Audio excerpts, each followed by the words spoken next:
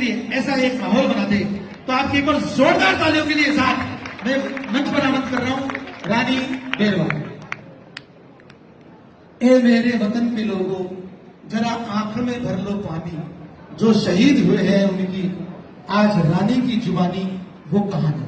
और साथ में रानी आपके बीच में, साथ में हमारे लक्ष्मीकांत जी सर जो मॉडल स्कूल खंडार में म्यूजिक टीचर है, एक बार बच्ची के लिए प्लीज।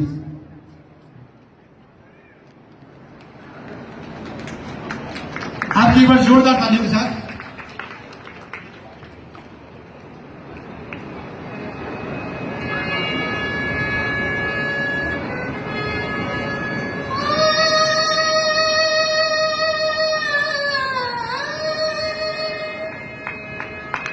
एक बार जोरदार तालियों के साथ।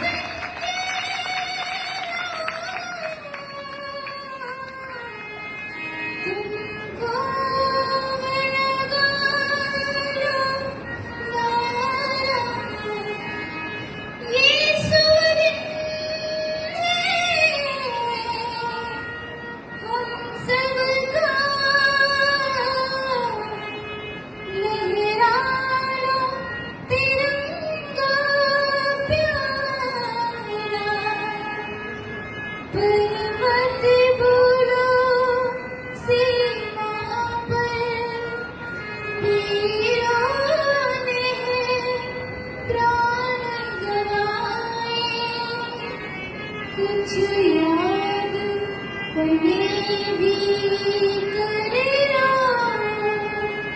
कुछ